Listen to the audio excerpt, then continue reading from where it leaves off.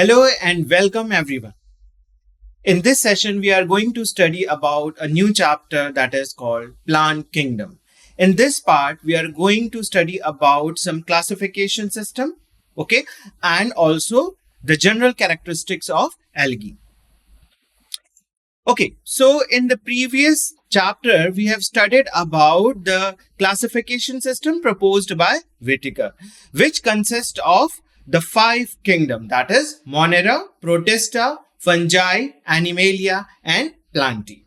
Now, in the plant kingdom, we study about algae, bryophytes, pteridophytes, gymnosperms, and angiosperm. So in this chapter, this is about the plant kingdom. Okay, so we are taking the first class, that is the algae. So before going to start the general characteristic of algae, let us try to understand the classification system given by different scientists time to time for the angiosperm. Okay, so the first one was artificial system of classification. So this classification system was totally based on one or two morphological characters. Okay, so morphological characters grouped together, and on the basis of that, the organism has been classified. So this artificial system has been used habitat and habit for this purpose.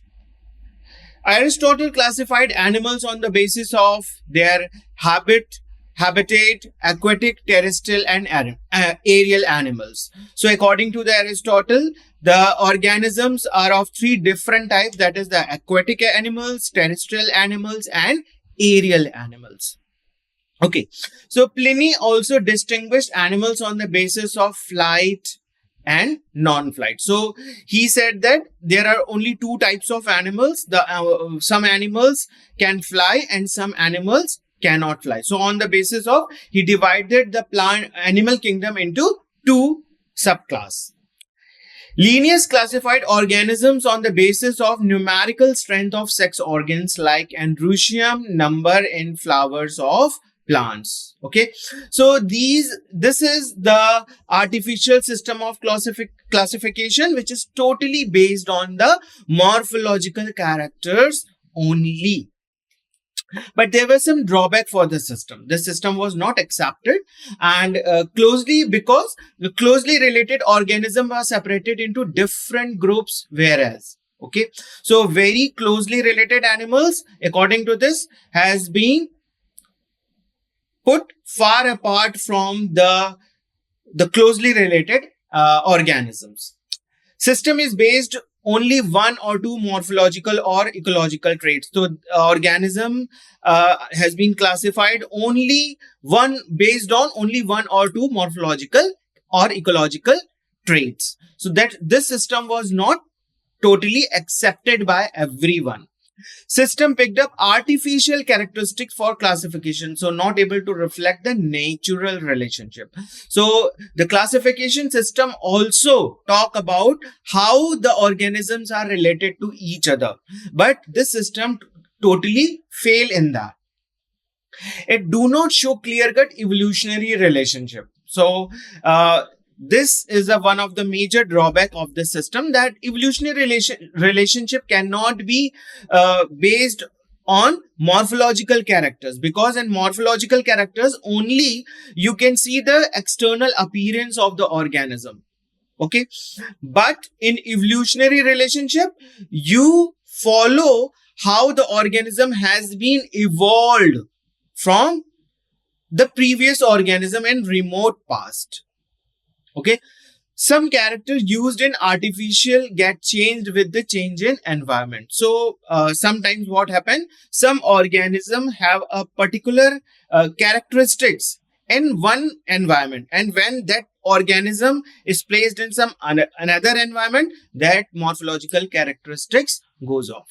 So this is not accepted at all. So this was the drawback of artificial system of classification. Okay, after this, natural system of classification came. In this system, number of characters into consideration that bring out the natural similarities and dissimilarities. Now, this is one step ahead. There, only morphological characteristics were like the scientists have focused on only the morphological characters, but here they are taking into account some of the characters that are naturally similar and also dissimilar even.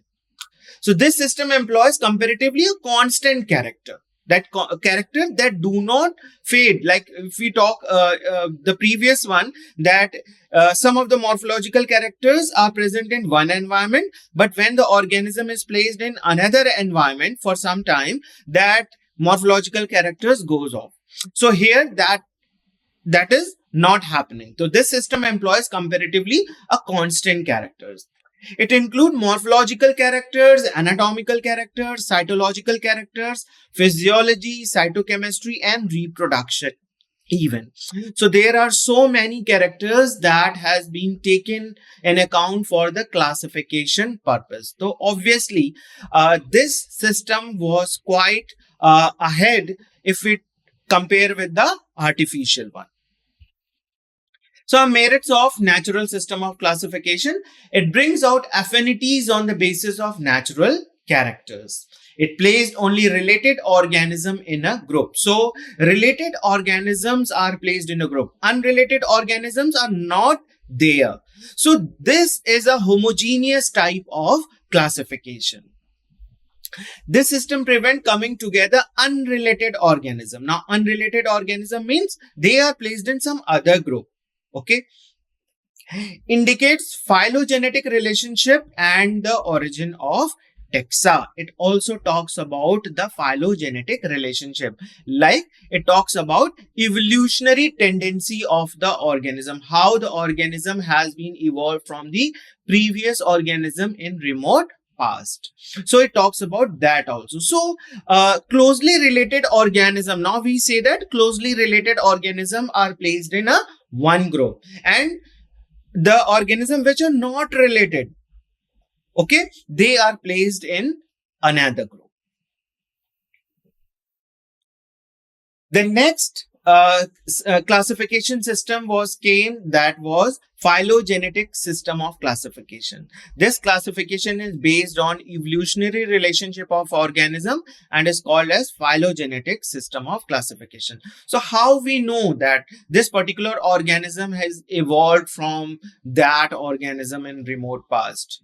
Okay, so fossil plays a very important role to establish a relationship, evolutionary relationship between the organisms, and it is based on possible evolution of different traits. So we talk about the different traits, we follow the different traits of the organism and see with the help of fossil that this traits came from which organism. So in this way we are able to establish evolutionary relationship between the organism.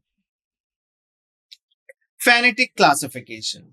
Now this system of classification is based on the affinities, similarities and dissimilarities of the characteristics present in the present day organism without searching for the evolution and diversification of these traits in their fossil ancestors. So we are not going to talk about the fossils. Okay, so here they are for this system of classification is totally based on 4 branches of taxonomy, that is cytotaxonomy, chemotaxonomy, numerical taxonomy and cladistic. So we are going to see one by one how these 4 branches of taxonomy able to establish a new classification system, that is phenetic classification system.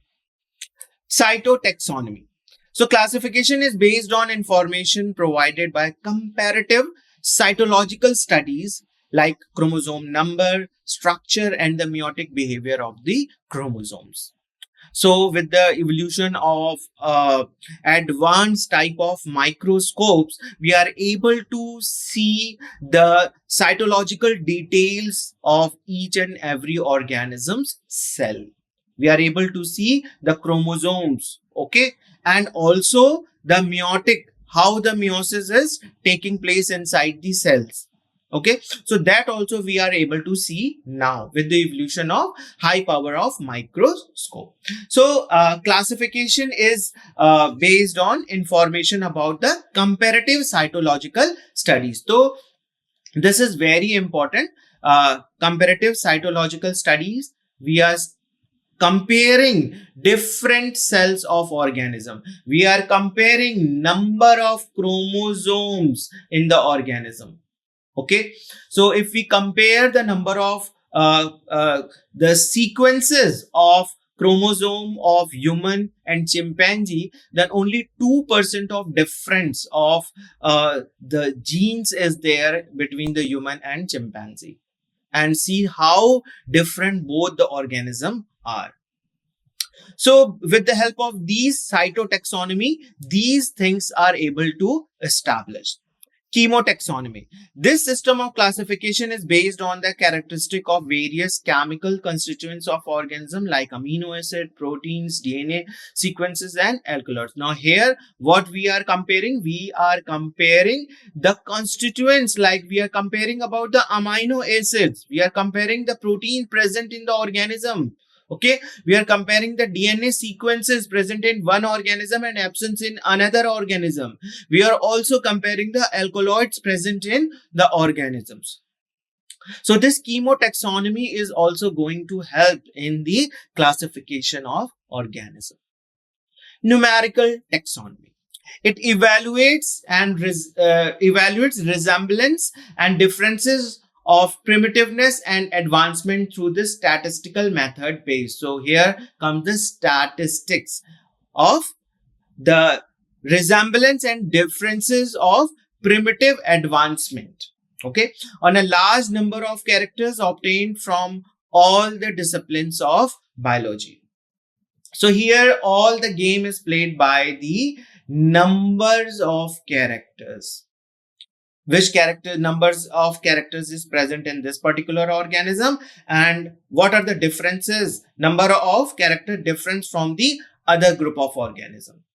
It is easily carried out using computers. So statistics of this method is played with the help of computers. Okay, number and codes are assigned to all the characters and the data are then processed. So with the help of these computers, numbers and codes are given to the characters, and with the help of that, data is processed. Cladistic. It searches similarity due to the common phylogeny or origin from the common ancestors. There are two types of character, ancestral characters and derived characters. So the characters which we receive from our ancestors, that are called as ancestral characters, and the characters which we derived, okay, which we derive in the course of evolution, that is called as derived characters, or the character which we develop. Okay, we are still in a process of evolution. Every organism is still in a process of evolution, and it develops some of its own characters. So that is called as derived characters. So the four things, that is the cytological, cytochemical, numerical, and cladistic, these four branch of the taxonomy was helpful to establish the phenetic taxonomy. Okay, so let us start the new part of this chapter, that is algae. So kingdom Plantae includes all eukaryotic chlorophyll containing organism commonly called as plants. So plant kingdom, it includes eukaryotic cells and it is chlorophyll containing organism. All the cells contain chlorophyll and they are commonly called as plants. So plants generally, they are having chlorophyll and they are eukaryotic. Plants include, or plant kingdom plantae include algae, bryophytes, pteridophytes, gymnosperms, and angiosperm. These are the 5 different classes, that is algae, bryophytes, pteridophyte, gymnosperm, and angiosperm makes the plant kingdom. Okay, so when we study about these organisms, there comes a term called thallophyta. So thallophyta means what? A thallus-like structure. It is not differentiated into root, stem, and leaf. It is a ribbon-like structure like this, and it is okay. So by this structure, you can see that the plant body is not differentiated into root, stem, and leaf-like structures. Okay, reproductive organ, single cell and naked jacket called gametangia. So the reproductive organs are not covered with jacketed cells.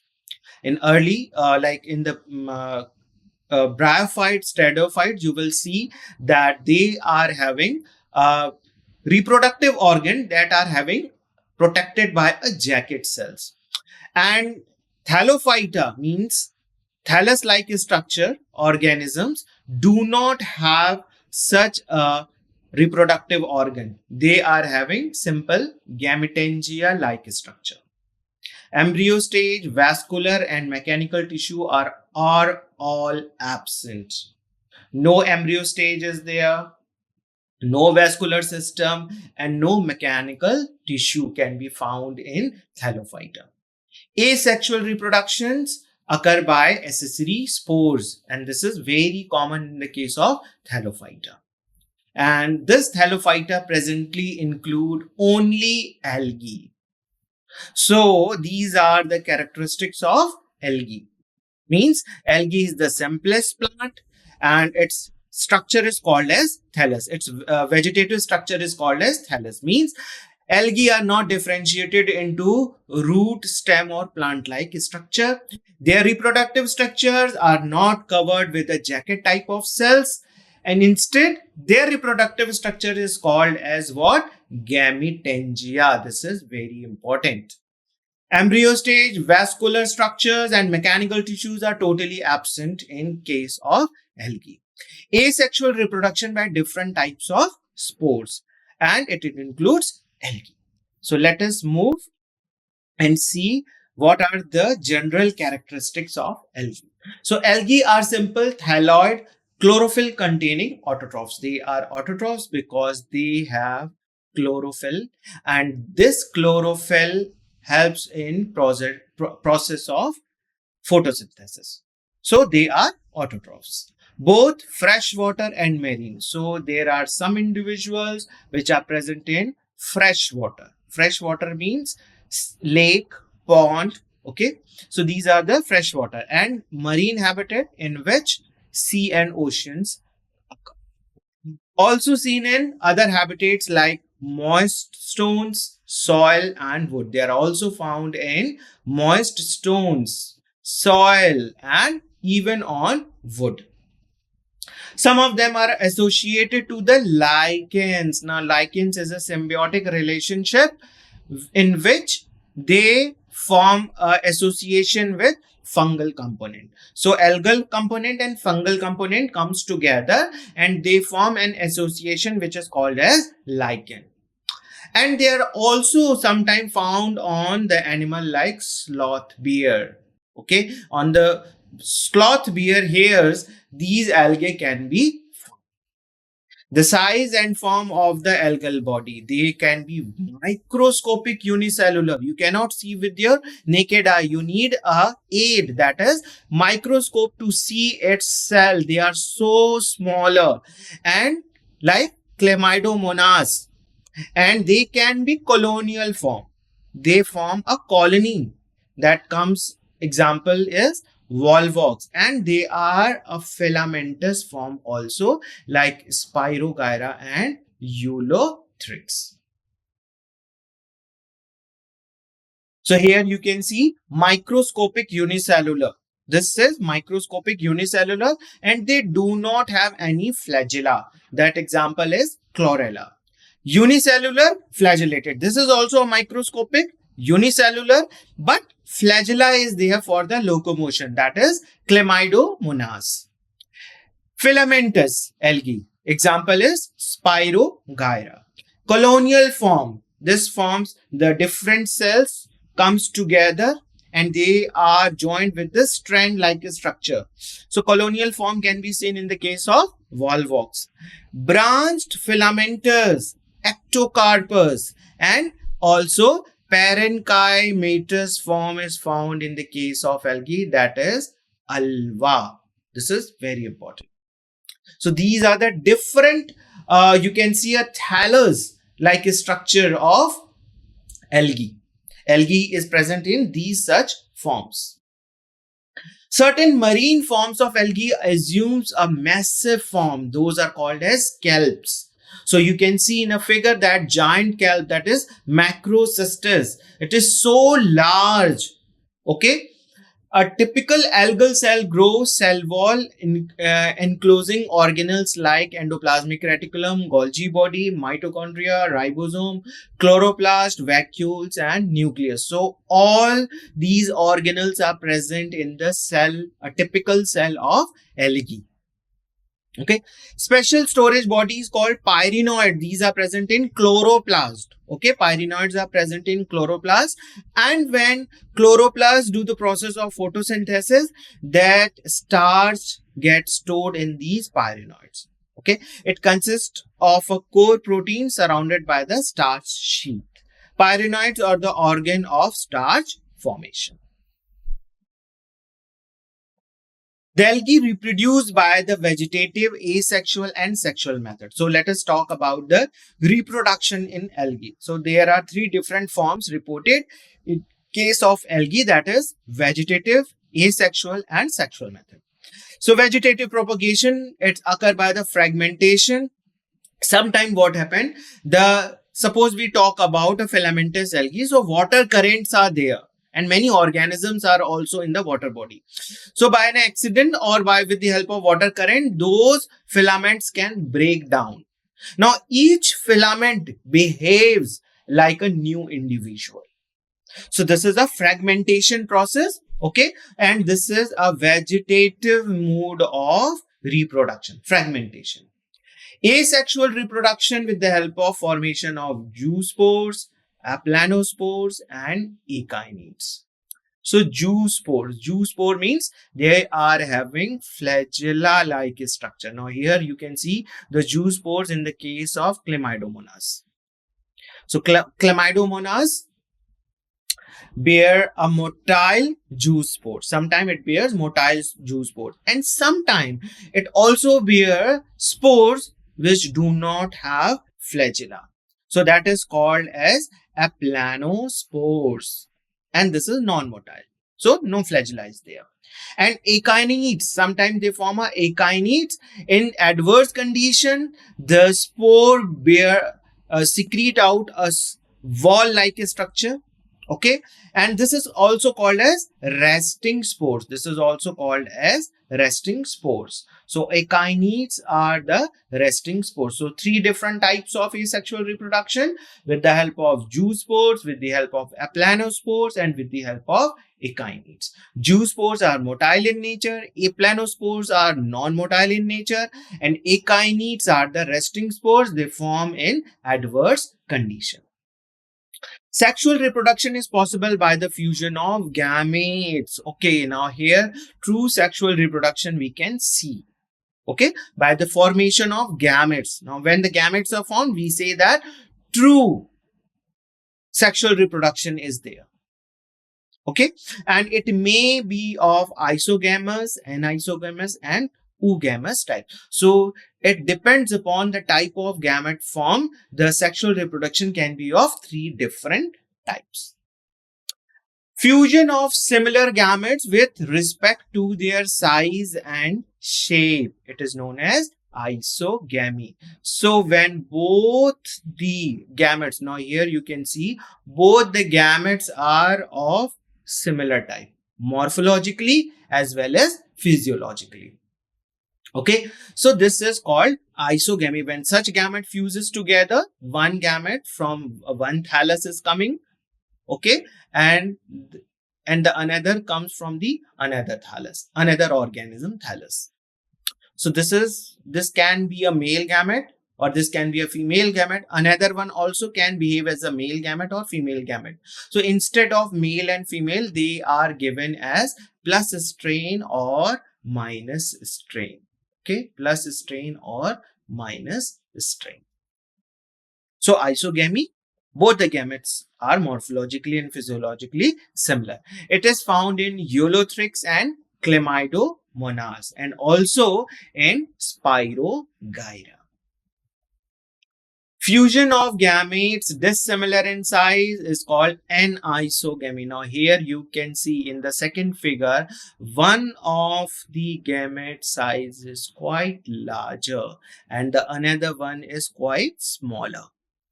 So dissimilar in size. And its example is Eudorhina. Fusion of motile small male gamete with a large non-motile and or a static female gamete. So female gamete is not motile. It is attached to the plant body and the male gamete is having flagella. So it is motile. So this type of sexual reproduction is called as oogamy. Okay, oogamy. Volvox and fucus, in volvox and fucus, such type of reproduction can be seen. Economic importance of algae.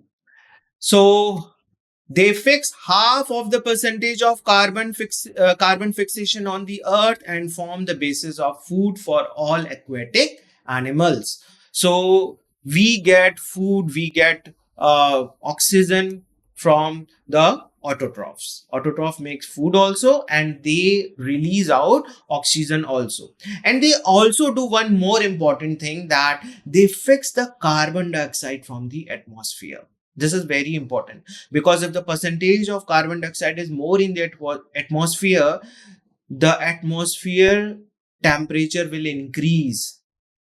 Okay, and that gives to global warming. So percentage of carbon fixation on the earth, they are capable of half of the percentage of carbon fixation. Okay, so this is very important point. Species of Porphyra, Laminaria and Sargassum are edible. Edible algae means they are eaten in some form. So Porphyra, Laminaria and Sargassum are edible algae. Now hydrocolloids, L-gene from brown algae and carrageen from the red algae. These are the chemical substances which is obtained from the algae. L-gene is obtained from the brown algae and carrageen is obtained from the red algae. So this point is very important from the examination point of view. So agar is extracted from Gelidium and Gracilaria. These are the two red algae and they are very important. Agar is very important chemical substances. It is used for growth of microbes in laboratory. And it is also used in the preparation of ice creams and jellies. Now, the classification of algae. Again, algae can be classified on the basis of the pigments, the flagellation, the storage of products in them. Okay, so there are three main classes of algae. Those are chlorophyceae. So this is chlorophyceae. This is also called as green algae. Phaeophyceae. This is also called as brown algae, and rhodophyceae, which is also called as red algae. Okay, so this is, you can see a table showing the three different classes and the characteristics on which these classes has been classified or made.